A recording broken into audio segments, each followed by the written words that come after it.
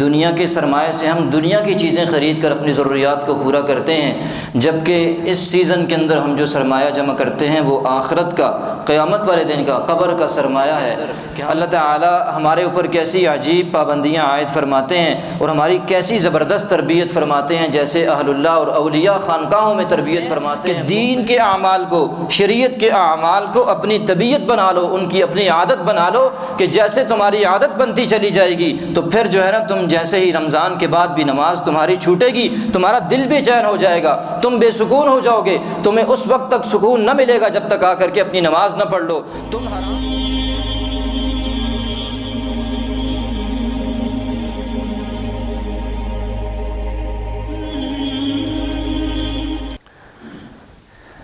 میرے انتہائی واجب الاحترام، قابل صد احترام اہل سنت والجماعت کے غیور نوجوان ساتھیوں، دوستوں اور بزرگوں، ہم جیسے نافرمانوں، ہم جیسے اعمال کے، ایمان کے اعتبار سے کمزور لوگوں پر مالک دو جہاں نے دوبارہ کرم فرمایا اور برکتوں، رحمتوں، مغفرتوں، اپنی بخششوں سے بھرپور یہ ماہ مقدس ہمیں زندگی میں دوبارہ نصیب فرمایا۔ ہم اس پر اپنے اللہ کا جتنا بھی شکر ادا کریں، اللہ کی قسم وہ کم ہے۔ ہم ساری زندگی بھی اس نعمت کا شکر ادا کرتے رہیں تو کبھی نہ کر سکیں۔ ہماری صفوں میں، ہمارے گھروں میں، ہمارے علاقوں میں وہ لوگ جو گزشتہ سال ان برکتوں اور نعمتوں میں ہمارے ساتھ ہوا کرتے تھے، آج قبر کے اندر اگر ہم میں سے کوئی اجازت ہو ہمیں ہم سوال کریں ان سے جا کر، تو رمضان کی ان بہترین اور مبارک گھڑیوں کی قیمت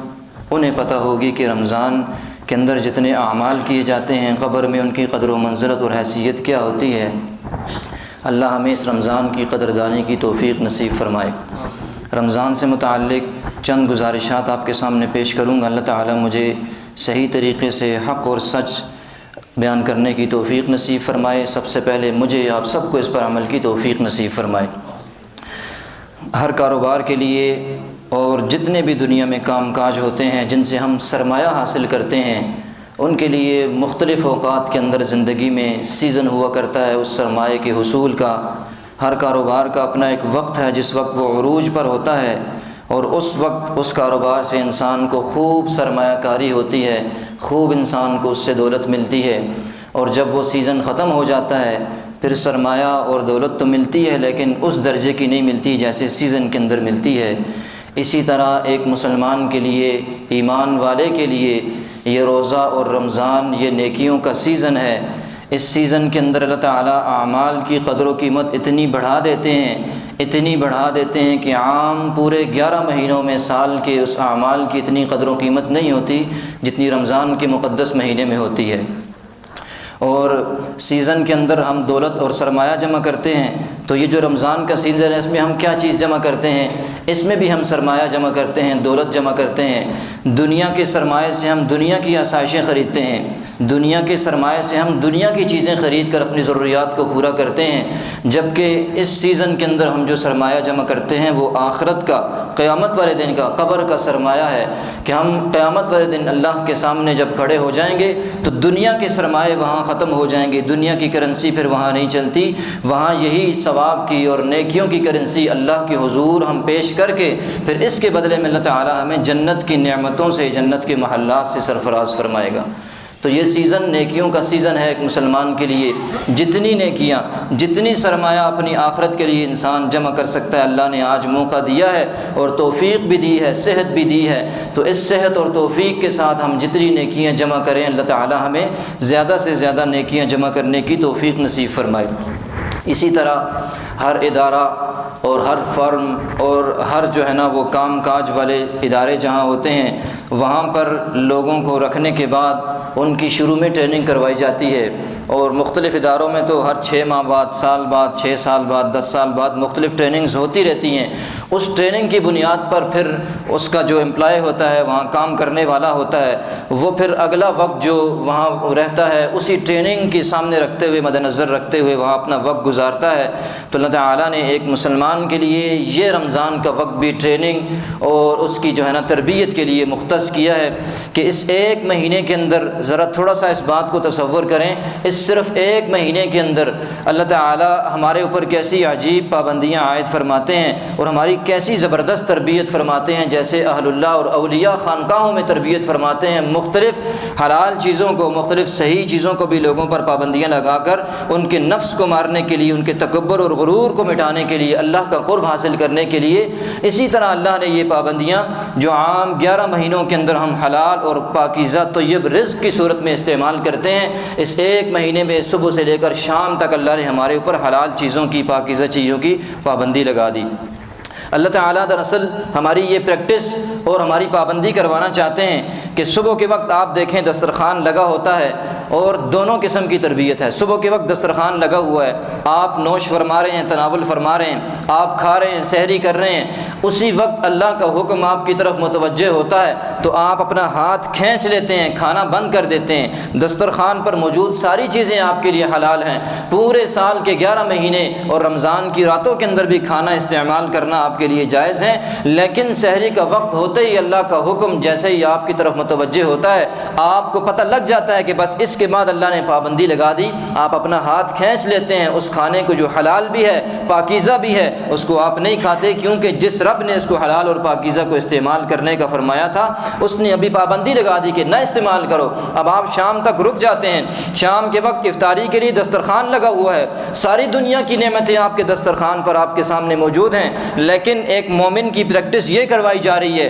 کہ ابھی تمہیں اللہ کا حکم نہیں ہوا، سب میسر ہے، حلال بھی ہیں، پاکیزہ اور طیب بھی ہیں، لیکن جب تک اللہ کا حکم تمہیں نہ ملے تم اس کو ہاتھ بڑھا کر اپنے منہ تک لے کر نہیں جا سکتے ہو۔ تو رمضان میں آپ کی اور میری پریکٹس یہ کروائی جاتی ہے کہ جب اللہ کہے کھاؤ تو آپ افطاری کے وقت کھانا شروع کر دیتے ہو، جب اللہ کہے کہ رکو نہ کھاؤ تو باوجود حلال ہونے کے آپ سحری کے وقت میں رک جاتے ہو اور نعمتیں سامنے پڑی کے پڑی رہ جاتی ہیں۔ اللہ تعالیٰ کو اس ہمارے عمل سے مقصود کوئی رزق بچانا نہیں ہے، کوئی اور مقصد نہیں ہے، یاد رکھیں صرف یہی پریکٹس مقصود ہے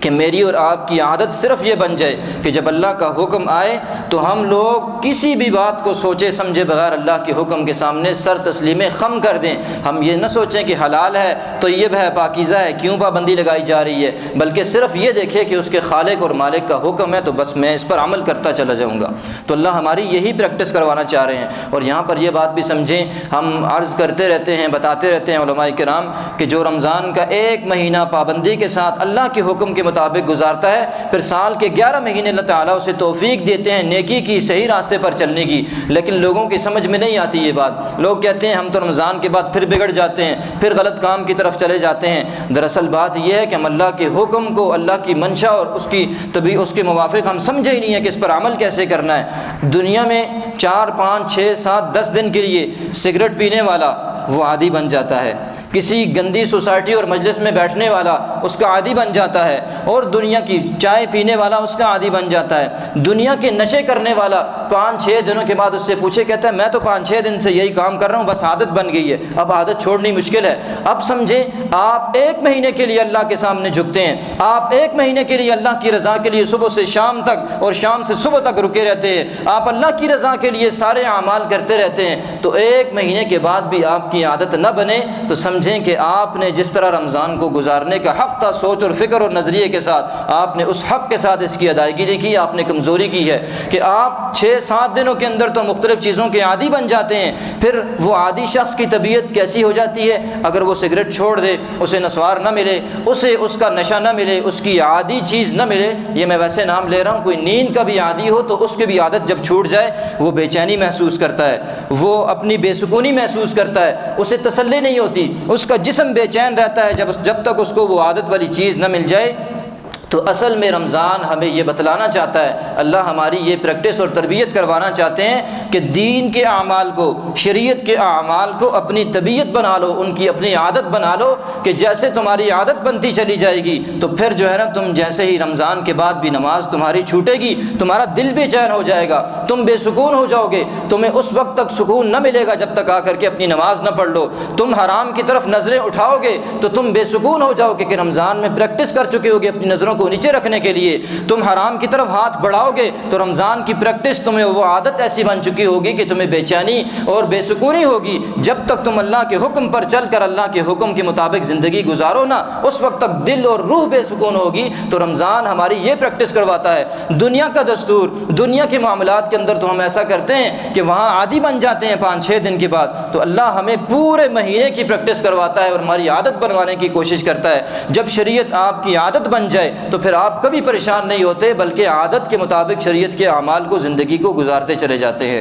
یہ اہل اللہ اور اولیاء کیا ہوتے ہیں؟ وہ بھی ہمارے جیسے انسان اور بشر ہوتے ہیں۔ وہ اللہ کے حکموں پر کیوں چلتے ہیں؟ کیوں ریاضات کرتے ہیں؟ کیوں رات کو تہجد پڑھتے ہیں؟ کیوں ہر اللہ کے حکم پر عمل کرتے ہیں؟ کہ وہ لوگ اپنی شریعت کو اپنی طبیعت اور عادت بنا کر کے زندگی گزارنا شروع کر دیتے ہیں۔ جو چیز انسان کی عادت بن جائے، جو آپ کی طبیعت میں آ جائے، وہ جتنی مشکل ہو، کتنی دشوار کیوں نہ ہو اور کتنی ہی پریشان کن کیوں نہ ہو، وہ جب عادت انسان کی بن جاتی ہے پھر انسان کے لیے عمل کرنا بالکل آسان ہو جاتا ہے، کوئی مشکل نہیں ہوتا۔ تو اللہ تعالیٰ ہمیں رمضان کے اندر اپنی عادتوں کو بدلنے کی، شریعت کے مطابق اپنی عادتوں کو اختیار کرنے کی توفیق نصیب فرمائے۔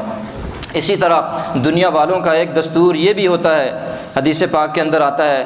اللہ کے حبیب صلی اللہ علیہ وسلم نے ارشاد فرمایا، جب رمضان کا مہینہ شروع ہوتا ہے تو اللہ تعالیٰ جنت کے دروازوں کو کھول دیتے ہیں اور جہنم کے دروازوں کو بند فرما دیتے ہیں۔ وسلسلۃ الشیاطین، اور سرکش شیاطین کو اللہ بیڑیاں ڈال کر قید کر دیتے ہیں۔ اب یہ کیوں ہے؟ یہ بھی رمضان کی عظمت کی وجہ سے، اس کے حرمت کی وجہ سے ہے۔ کیوں؟ دنیا والوں کا دستور یہ ہوتا ہے کہ جب کوئی اہم موقع ہو، کوئی ایونٹ ہوتا ہے تو اس کے اندر خصوصی انتظامات کیے جاتے ہیں، اس کے اندر جو ہے نا خصوصی طور پر حفاظتی دستوں کو متعین کیا جاتا ہے۔ پہلے سے جو ریکارڈ یافتہ ملزم اور مجرم ہوتے ہیں، سرکش لوگ ہوتے ہیں، ان کو نظر بند کر دیا جاتا ہے اور قید کر دیا جاتا ہے تاکہ اس خاص موقع کے اندر وہ کوئی خلل واقع نہ کرے۔ تو اللہ نے اس رمضان کو میرے اور آپ کے لیے مختص فرمایا، اللہ نے میرے اور آپ کے لیے اس رمضان کو مہمان اور عظمت والا بنا کر بھیجا، اس کی حرمت کو اللہ نے قائم فرمایا۔ یہ ایونٹ ہمارے پاس اللہ کی طرف سے آیا تو اللہ نے اس کی حرمت کا لحاظ رکھتے ہوئے، اللہ نے اس کی عظمت اور برتری کا لحاظ کرتے ہوئے، وہ سرکش شیاطین جو مجھے اور آپ کو گمراہی کی طرف لے کر کے جاتے ہیں، وہ سرکش شیاطین جو ہمارے دلوں کے اندر وسوسے ڈالتے ہیں، اللہ نے قید کر کے جہنم کے اندر باندھ دیا ان کو، تاکہ یہ میرے بندوں کو اس ایونٹ سے فائدہ اٹھانے سے اور میری برکتوں اور رحمتوں کو حاصل کرنے سے کہیں دور نہ کر دیں۔ یہ میرے بندوں کے دلوں کے اندر وسوسے ڈال کر کہیں یہ رمضان کی مبارک گھڑیاں ان سے نہ دور کر دیں، تو اللہ نے ان سرکشوں کو بھی قید فرما کر، ساتھ اعمال کی قیمت بڑھا کر، نفلوں کو فرضوں کے برابر کر کے اور فرضوں کو 70 اور اس سے زائد بھی اللہ نے بڑھا کر میرے اور آپ کے لیے یہ موقع ایسا کر دیا کہ اب صرف نیکی ہی نیکی ہے۔ اب ایسا سیزن ہے کہ آپ کو گناہ کی طرف، برائی کی طرف دعوت دینے والا بھی کوئی موجود نہیں ہے۔ اب ہم کس عذر کے ساتھ ہم نیکیاں نہ کریں، کس عذر کے ساتھ ہم اللہ کے سامنے نہ جھکیں۔ وہ جو حدیث ممبر کی پہلی سیڑھی پر قدم رکھتے ہی فرمایا تھا کہ جبرائیل نے تو یہ بد دعا کی کہ جو شخص رمضان کا جو ہے نا مہینہ پائے اپنی بخشش نہ کروا سکے تو سرکار نے فرمایا آمین، وہ شخص ہلاک ہو جائے۔ تو بتلائیے، جب اللہ نے شیطان کو بھی قید کر دیا، سرکش شیاطین کو، اور نیکی کے مواقع بھی پیدا کر دیے، اعمال کی قدر و قیمت بھی بڑھا دی، اور اللہ نے ہمارے دلوں کو بھی رمضان میں نرم کر دیا، تو پھر کون سی بات رہ جاتی ہے کہ ہم اللہ سے اپنی مغفرت طلب نہ کر سکیں، اللہ سے ہم اپنی بخشش نہ مانگ سکیں، ہم اللہ کے سامنے گڑ گڑا کر رو کر پچھلی زندگی کی ہم بخشش نہ کروا سکے، تو ہم سے بڑا بدبخت پھر یاد رکھیں کوئی بھی نہیں ہے۔ اللہ ہمیں اپنے سامنے جھکنے کی اور معافی مانگنے کی توفیق نصیب فرمائے۔ ایک اور حدیث مبارکہ کے اندر آتا ہے، فرمایا سرکار دو عالم صلی اللہ علیہ وسلم نے کہ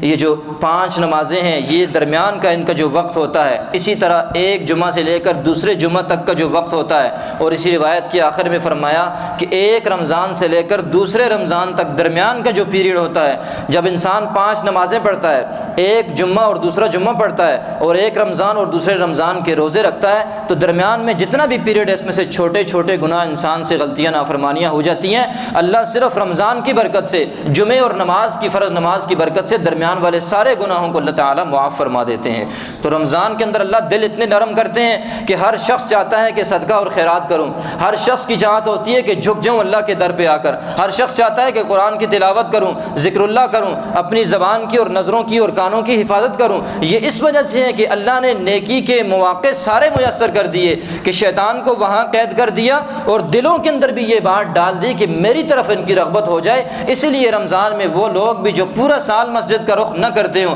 اللہ انہیں بھی مسجد کی طرف اپنے سامنے جھکنے کی طرف لے کر کے آ جاتا ہے۔ یہ اللہ کا خصوصی کرم ہے ایمان والوں کے اوپر۔ اور ایک دو مسائل جو ذکر کرنا چاہتا ہوں، باقی باتیں انشاءاللہ آئندہ جمعے میں اور درس کے اندر چلتی رہیں گی۔ یاد رکھیں ہم میں سے بہت سارے لوگ پریشان ہوتے ہیں دنیا کے کاموں کی وجہ سے، ملازمت کی وجہ سے۔ واقعتاً روزی کمانا مشکل کام ہے، اور سارا دن جو ہے نا مزدوری کرنا اور سارا دن روزہ رکھ کر کام کرنا دنیا کا مشکل کام ہے۔ لیکن اس رمضان کو بوجھ نہ سمجھے، اس رمضان کو تنگی محسوس نہ کریں۔ اللہ کی قسم، اللہ کے حبیب صلی اللہ علیہ وسلم نے بلکہ قرآن میں اللہ ارشاد فرماتے ہیں یوم یفر المرء من اخیہ و امہ و ابیہ و صاحبتہ و بنیہ لکل امرئ منہم یومئذ شأن یغنی، کہ اللہ قیامت کا منظر بیان فرما رہے ہیں کہ وہ لوگ جو ساری زندگی اپنی اولاد کے لیے، بیوی بچوں کے لیے اپنی زندگیاں کھپا دیتے ہیں، جوانیاں بڑھاپے کی طرف لے کر چلے جاتے ہیں اور بڑھاپے کو قبر میں اتار دیتے ہیں اپنے بچوں اور اپنے اولاد کی قسمت کو بنانے کے لیے، ان کی زندگیوں کو سنوارنے کے لیے ساری زندگی۔ اور بہت سارے لوگ تو حلال اور حرام کی تمیز بھی بھول جاتے ہیں اپنے بچوں کے لیے۔ لیکن قیامت کا منظر کیا ہے؟ دنیا کی اتنی محبت غالب آئی کہ اپنے آپ کو حلال حرام کی تمیز سے بھلا دیا، اپنی صحت کا لحاظ نہ رکھا۔ لیکن قیامت کے دن اللہ فرما رہے ہیں ایک دوسرے سے بھاگیں گے،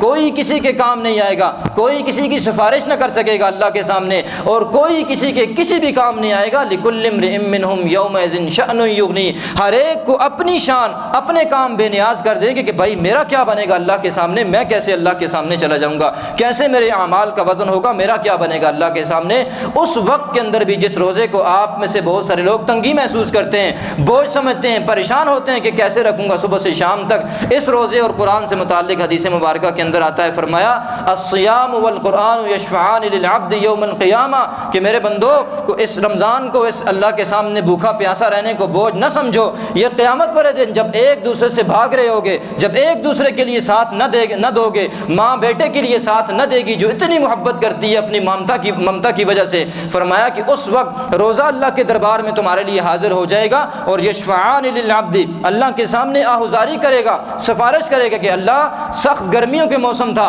اور سردیوں کا موسم تھا، اس نے کوئی پرواہ نہیں کی، تیرے حکم کے مطابق میری بڑی قدردانی کی، میرا بڑا لحاظ رکھا، میری بڑی عظمت کا خیال کیا، صبح سے شام تک بھوکا پیاسا رہا، صبح سے شام تک دنیاوی لذتوں سے دور رہا، اللہ تیرے حکم کے مطابق صبح سے شام تک روزہ رکھ کر زندگی گزارتا رہا۔ اللہ میں آج سفارش کرتا ہوں، اس وقت تک سفارش کرتا رہوں گا اللہ جب تک تو اس بندے کی مغفرت فرما کر جنت کے فیصلے نہ فرما دے۔ اللہ اس روزے کی بات کو سنتے رہیں گے۔ حدیث شریف کے اندر آتا ہے فیشفعان، اللہ آخر اس روزے کی جو ہے نا شفاعت کو قبول کر کے بندے کو جنت کے اندر داخل فرما دے گا۔ آج میں اور آپ روزے کو بہت بوجھ سمجھتے ہیں، اللہ کی قسم جب کوئی دنیا کا بندہ آپ کا ساتھ نہ دے رہا ہوگا، اس وقت یہی روزہ اللہ کے سامنے آپ کی سفارش کر رہا ہوگا تو بڑی قدر اس وقت آئے گی، لیکن اس وقت کی آئی ہوئی قدر انسان کو کچھ کام نہ آئے گی۔ اللہ ہمیں آج روزے کی قدر دانے کی توفیق نصیب فرمائے۔ اسی طرح افطاری کا جو معاملہ ہے اس کے اندر یہ بات یاد رکھیں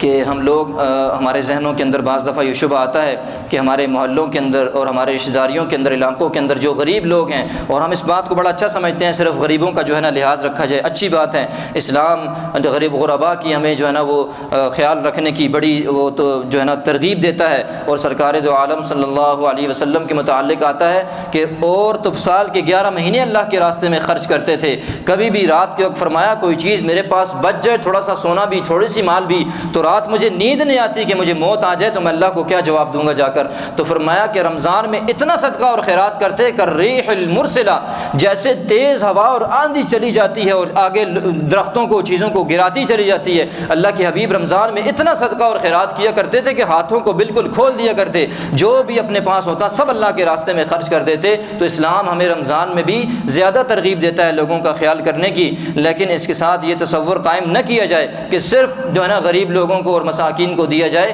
بلکہ آس پاس کے اڑوس پڑوس کے وہ لوگ، وہ رشتہ دار جو آپ کے آس پاس رہتے ہیں، ان کے گھروں کے اندر بھی افطاریاں بھجوانا، ان کا بھی خیال کرنا یاد رکھیں، یہ بھی آپس کے تعلقات کو بڑھانے کا، آپس کی محبت کو بڑھانے کا ایک طریقہ کار ہے۔ آپ غریبوں کا زیادہ خیال رکھیں، آپ مساکین اور غرباء کا زیادہ خیال رکھیں، لیکن آپس کے تعلقات کو اس کے اندر خراب ہونے نہ دیں، بلکہ آپس کے ایک دوسرے کے تعلقات کو بڑھانے کے لیے ایک دوسرے کو بھی افطاری کا اہتمام کرنا، ایک دوسرے کے گھروں کے اندر افطاریاں بھیجنا، یہ بھی اللہ کے ہاں پسندیدہ عمل ہے۔ اللہ ہمیں عمل کی توفیق نصیب فرمائے۔ آخری ایک مسئلہ ذہن میں رکھیں کہ ہم رمضان میں بہت ساری ساری عبادات کرتے ہیں ساری مبارک ہیں، ساری بڑی بہترین ہیں۔ میں نے روایت ذکر کی کہ جو